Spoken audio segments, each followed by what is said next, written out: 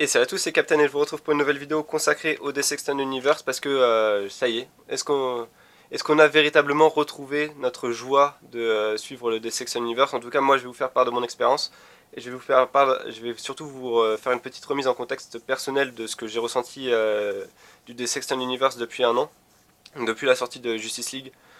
Donc la sortie de Justice League, c'était une énorme déception pour moi. Le film avait quasiment aucun enjeu, on ressentait aucune perte humaine, même l'équipe a se former de façon voilà, ultra rapide. Superman revenait comme ça à la vie super, et il retrouve tous ses pouvoirs rapidement et Steppenwolf n'est même plus une menace, il se fait torcher la gueule de deux ou trois coups de poing. Donc vraiment ultra déçu de Justice League. Et le pire en fait avec ça, c'était que ça suivait une grosse déception qui était Suicide Squad. Donc là, vraiment ma motivation pour suivre le Dissection Universe avait déjà pris vraiment un grand coup dans l'aile avec la sortie de Justice League consécutive à celle de Suicide Squad. Même si ça avait été atténué par Wonder Woman, mais Wonder Woman était vraiment du fait que c'était un film qui se passait dans la chronologie avant Justice League.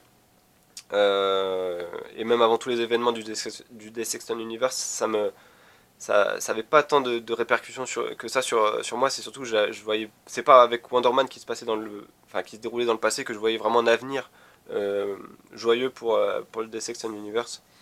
Donc à la sortie du Justice League, j'avais vraiment la motivation à zéro pour tout vous dire, pour parler du Dissection Universe. Ça s'est poursuivi dans les mois qui ont suivi avec des infos complètement contradictoires. Donc c'est à l'époque où on avait quasiment toutes les semaines une info sur Ben Affleck. Ben Affleck va quitter son rôle de Batman. Non, il va faire encore deux films. Non, en fait, il se barre dès demain, il est plus là. En fait, le réalisateur en voudrait pas. En fait, peut-être qu'il en veut, mais peut-être que pour un flashback. Enfin bref, tellement d'infos contradictoires. À côté de ça, on avait également donc deux nouvelles personnes qui avaient été nommées à la tête de la section des films d'essai, donc qui étaient donc John Berg et Jeff Jones.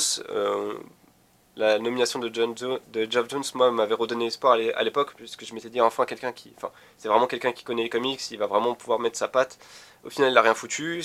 Tout ce qu'il a fait, c'était donner des interviews où tous les deux mots, enfin, toutes les deux phrases, il lâchait optimisme, joie.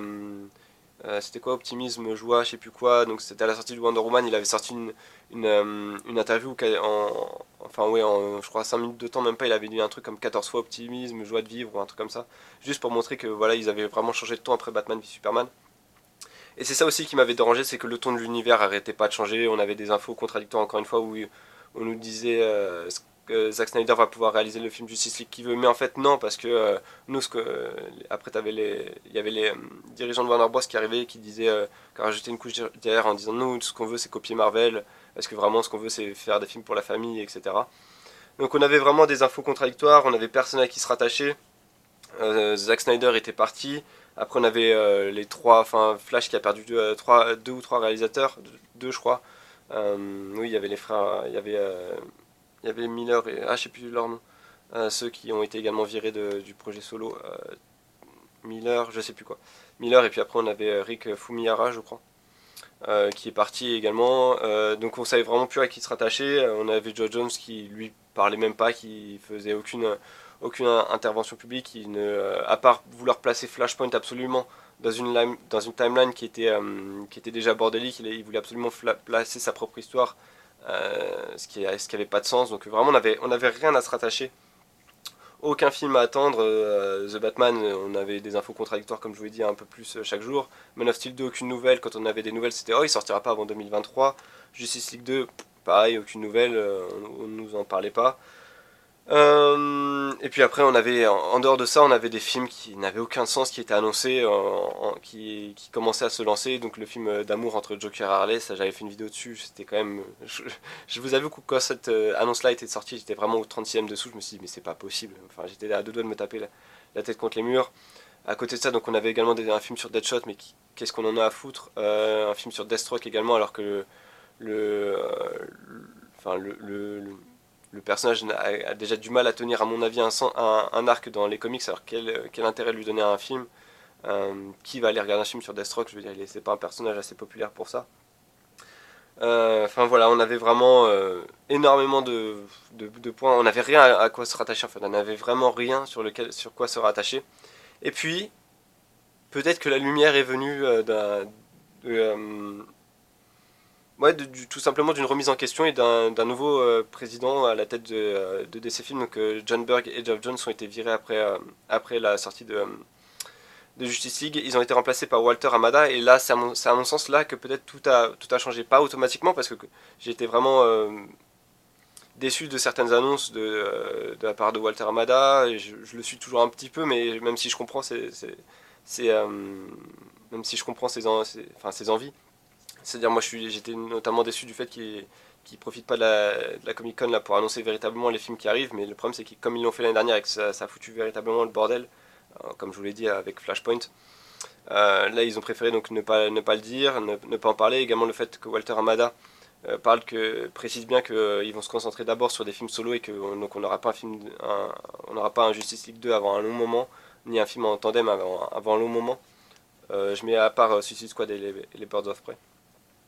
Mais ce qui est véritablement intéressant, et là je quitte en fait un peu la sphère du DC Extended Universe, c'est que je trouve que justement DC a pris la décision courageuse qu'ils auraient dû poursuivre, sur laquelle ils auraient dû poursuivre depuis la sortie de Batman v Superman, c'est-à-dire de s'éloigner de Marvel. Jusqu'à présent, après la sortie de Batman v Superman, justement, ce dont ils avaient peur, c'est qu'on les compare à Marvel. Et au final, c'est ce qu'ils ont voulu faire. C'est-à-dire qu'ils ont voulu que Batman v Superman soit leur Civil War. Quand ils ont vu que Civil War plaisait plus parce qu'il y avait plus de familles qui allaient le voir, c'était plus drôle, plus léger, et que Batman v Superman était considéré comme un film beaucoup plus mature, du coup réservé à un public beaucoup plus mature également. Ils ont flippé et donc du coup ils ont voulu corriger complètement Suicide Squad, c'est là que les bordels sont arrivés, et ils ont voulu également complètement corriger Justice League, c'est là que le tombeau est arrivé. Donc je trouve que ça c'est intéressant du coup que ils mettent désormais en avant des personnages que Marvel n'a pas. Donc Aquaman, un personnage vivant sous l'eau, euh, Marvel n'a pas. Shazam, un gamin devenant un super-héros, Marvel n'a pas. Et justement, ça, Shazam, c'est un film typiquement que Marvel, ils vont se mordre les doigts de ne pas l'avoir sorti avant DC. Parce que c'est typiquement un film familial. Et d'ailleurs, c'est un peu bizarre qu'ils le sortent en avril. Ils auraient vraiment dû sortir Shazam à Noël. Ça aurait vraiment fait, à mon sens, un meilleur score que ce que ça va faire. Même si bon, on ne le saura jamais, hein, mais c'est vraiment pur spéculatif de ma part. Et c'est d'ailleurs pour ça également, on peut en revenir que Wonder Woman, à mon sens, a marché parce que c'était le premier film sur produite par une réalisatrice déjà. Et c'était également le premier film centré sur une super-héroïne. Et donc là, pour le coup, DC était passé devant Marvel au point de vue de la prise de risque. Et c'est pour ça, à mon avis qu'ils ont été récompensés. Et c'est d'ailleurs sur ça qu'aujourd'hui, vous voyez que quand on prête un peu attention, c'est sur ça que Marvel essaye de rattraper DC. C'est-à-dire qu'ils essaient de mettre en route vraiment à l'arrache des, euh, des films sur des super-héroïnes. Donc là, on a Captain Marvel qui va sortir, je crois, l'année prochaine, mais Wonder Man sera déjà à son deuxième film. Et là, on a donc la chasse à la réalisatrice pour réaliser le film sur Black Widow, même si on ne sait pas véritablement s'il va sortir ou pas, parce que s'ils voulaient véritablement sortir un film sur Black Widow, ils en auraient sorti un plus tôt. Tout ça pour vous dire que je trouve ça véritablement fascinant de voir que DC a réussi enfin à sortir un peu de l'ombre de Marvel en voulant s'appuyer sur des personnages que Marvel n'a pas et des personnages surtout qu'on n'a pas encore vus chez DC et qui ont pourtant un potentiel de popularité assez présent. Donc Aquaman, Shazam chez les petits, je pense que ça peut faire vraiment un carton. Et je trouvais ça également assez intéressant de voir qu'ils ont lancé un projet comme Stargirl, oui, sur le DC Universe. Je reviendrai sur le DC Universe un peu plus tard dans la vidéo, mais je trouve que le concept de lancer Stargirl et Swamp Thing également en série, je trouvais ça vraiment très intéressant et vraiment ça prouve qu'ils essayent de se distancier de Marvel en montrant voilà, en mettant sur le devant de la scène des héros qu'on n'a pas encore vus et que Marvel n'a également pas de son côté. Ça fait également ça va faire bien 4-5 mois qu'il n'y a pas eu de rumeurs sur Ben Affleck, qu'il n'y a pas eu de rumeurs sortant voilà, sur le DC Extended Universe. Si vous regardez, ça fait un moment qu'on n'a pas eu d'infos comme quoi oh, il y a tel film en développement, il y a tel film qui est en développement, il y a tel film qui est en préparation, ça serait tel réalisateur qui serait là, il y aurait tel acteur qui serait attaché au rôle. La dernière fois que c'est sorti d'ailleurs c'était pour le film Joker il me semble, où c'était donc l'info comme quoi Joaquin Phoenix serait attaché au projet avec également... Ah j'ai oublié le nom, c'est horrible, je peux pas oublier ce nom là du producteur. Je suis désolé j'ai oublié le nom du grand réalisateur qui est également producteur de Joker. Ah, ça m'énerve. Donc voilà, ce qui me fait plaisir, c'est également de voir que les infos sont aujourd'hui filtrées et sont filtrées, c'est-à-dire qu'elles sortent, mais selon un canal que DC a probablement choisi. Et là, je veux parler d'une youtubeuse américaine qui s'appelle Grace Randolph, qui a sorti la semaine dernière 3 vidéos sur des infos qui étaient donc sorties directement de chez DC. Et étrangement, le fait que ce soit la seule qui ait ces infos-là et que ces infos ont été vérifiées le lendemain même par l'annonce elle avait d'ailleurs d'abord commencé par la composition du film Bird of Prey, où elle avait sorti le roster de personnages avant les autres, parce qu'elle avait des infos qui lui provenaient directement de chez DC. Et donc ces infos ont été vérifiées, donc c'est la preuve qu'elle a des bonnes infos. Et selon moi, le fait que ces infos sortent là, avant, c'est plus ou moins choisi. C'est-à-dire qu'on sait que certaines boîtes de production choisissent véritablement à qui ils donnent les infos, quand ils donnent les infos comme ça en secret, pour faire monter la hype un peu et annoncer, je sais pas, 2 ou 3 jours plus tard en disant mince, nos infos ont été leakées pour tester, en gros pour tester un peu test de water comme ils disent en anglais pour tester l'eau, pour voir s'il y a vraiment un intérêt autour de ce personnage là, voir si les infos lorsqu'elles sont sorties à buzz ou pas, pour pouvoir mieux annoncer le projet plus tard. Donc tout ça pour vous dire que j'ai l'impression que la communication est véritablement maîtrisée cette fois-ci, et c'est ça qui fait plaisir, c'est qu'on, du moins j'espère qu'on aura pu ces infos ultra contradictoires sur Ben Affleck quitte le rôle de Batman, mais non il revient en fait, vous inquiétez pas, et puis voilà.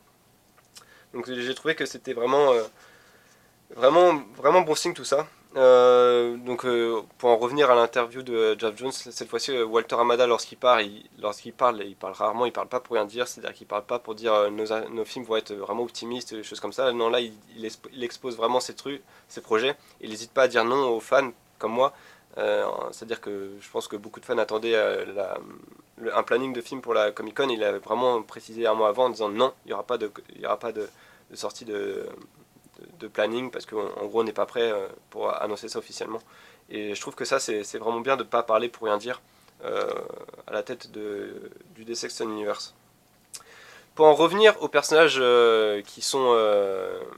aux personnages originaux qui sont abordés par DC, ce qui est également bien, c'est que ces personnages sont abordés alors que la Trinité, donc Batman, Superman et Wonder Woman, reste toujours aussi présente. C'est-à-dire que ces personnages sont mis en avant alors que la Trinité est toujours aussi présente. J'en veux pour preuve que Stargirl et Swamp Thing sont annoncés sur le DC Universe, mais à côté de ça, on a également une série sur l'univers de Superman avec Metropolis.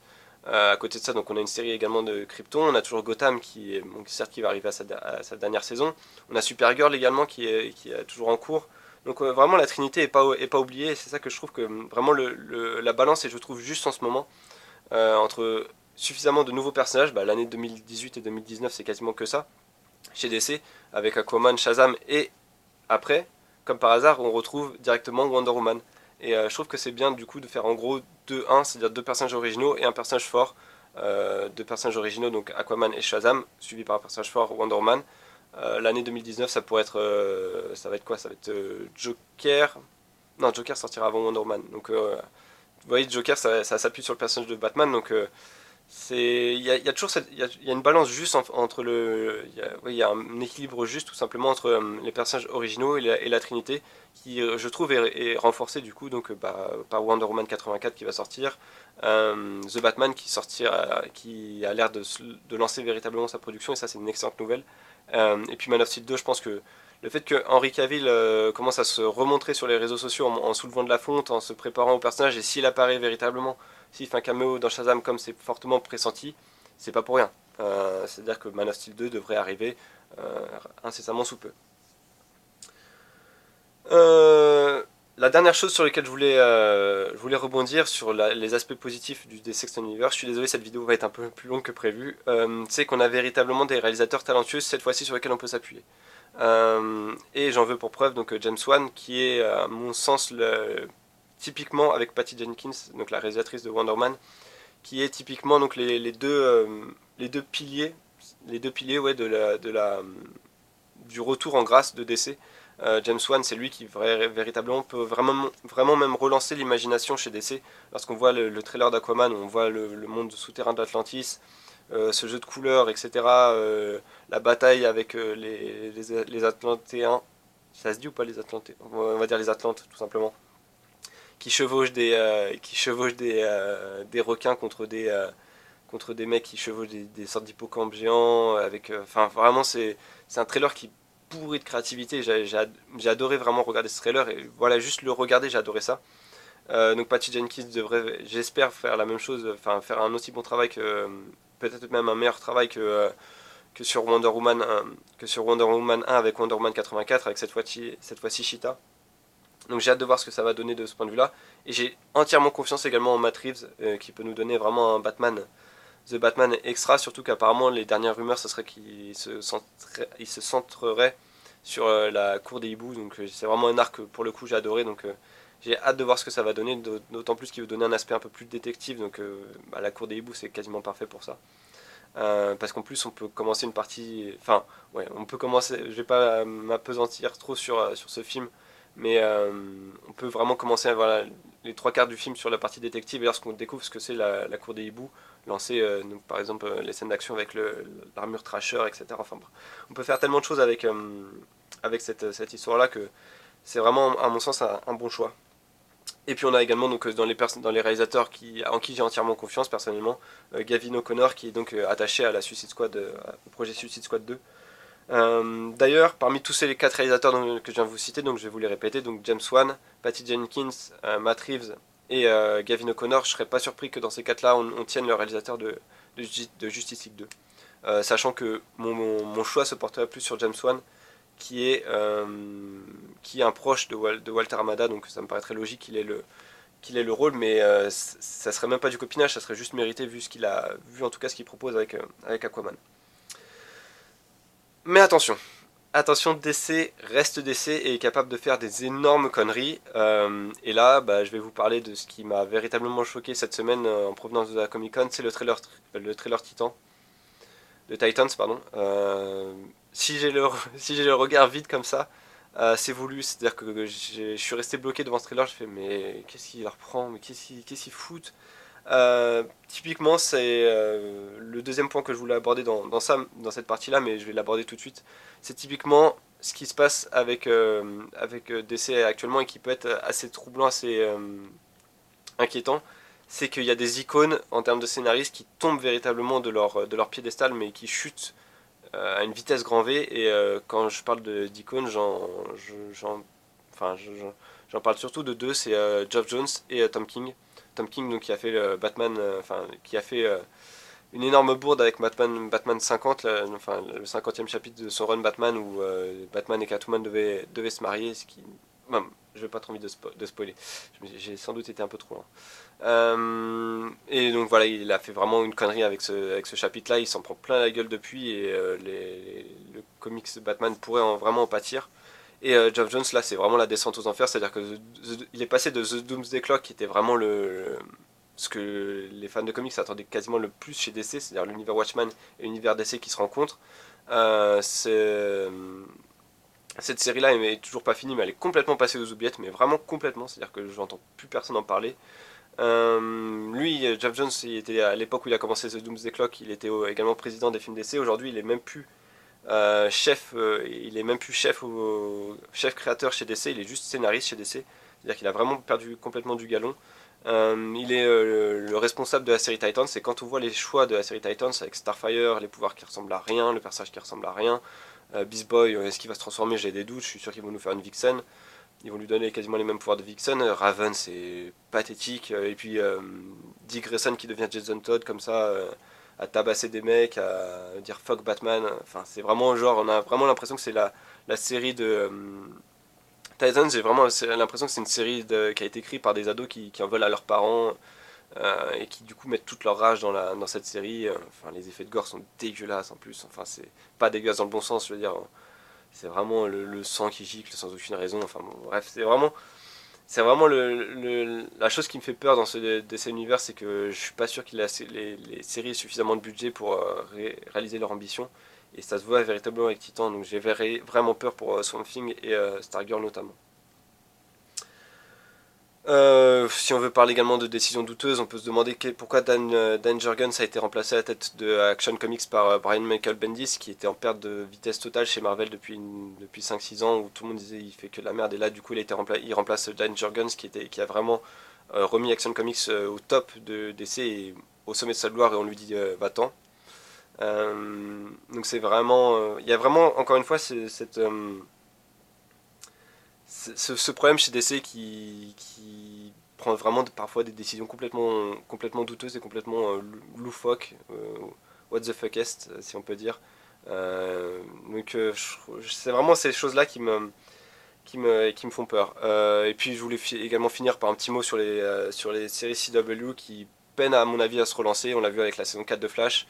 La saison 6 de Arrow a pas réussi, à mon sens, à prendre la même vitesse à suivre, enfin oui, à suivre l'élan qu'avait relancé, enfin qu'avait donné la saison 5. On va voir ce que ça va donner encore une fois avec ces saisons. Moi je leur donne une chance, mais je suis pas optimiste. Supergirl elle est également une série en perte de vitesse, sans parler de Legend of Tomorrow qui est à mon sens également en grosse perte de vitesse. À voir ce que ça va donner, parce que j'ai bien aimé également Bright Lightning. À voir ce que ça va donner avec cette saison 2. Est-ce qu'ils vont réussir pour le coup à enchaîner avec une saison 2 du même niveau que la saison 1? Je l'espère vraiment. Et également ce que va donner la série Batwoman qui vient d'être annoncée. Donc voilà, j'ai beaucoup d'espoir pour la suite des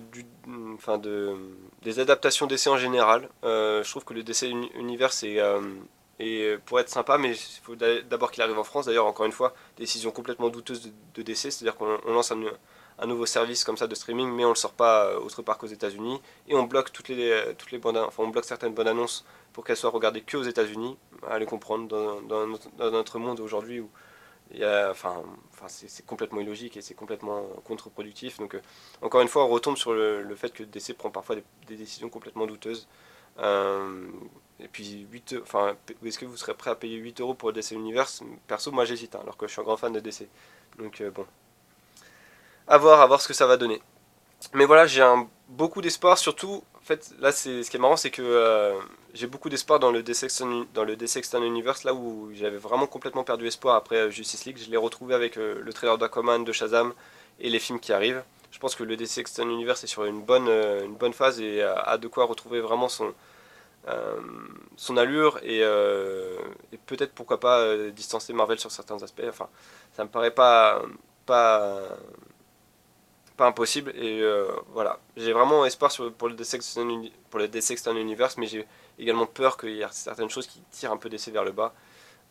Titans, ce qui se passe dans l'espace comics chez DC est pas forcément très joyeux non plus, donc à voir ce que ça va donner, mais bon, je reste quand même confiant. Allez, on va dire que je suis optimiste, mais je reste prudent. Voilà, c'est tout ce que je voulais dire dans cette vidéo, donc n'hésitez pas à me dire ce que vous en pensez dans les commentaires. Désolé si la vidéo était un peu longue, mais j'avais vraiment beaucoup de choses à vous dire. Voilà, encore une fois, voulais juste vous faire part de ça. Donc n'hésitez pas à me dire ce que vous en pensez dans les commentaires. Est-ce que vous êtes satisfait de la direction que prend le DC External Universe? D'ailleurs, il s'appellerait plus comme ça d'ailleurs. Apparemment, il s'appellerait le DC Worlds maintenant. Donc voilà. N'hésitez pas à me dire ce que vous en pensez dans les commentaires. Et puis pour toutes les infos qui arrivent, pour toutes les analyses concernant DC, n'hésitez pas à vous abonner à la chaîne parce que ça va arriver le contenu arrivera sur la chaîne. Voilà, merci d'avoir regardé cette vidéo et puis je vous dis à bientôt.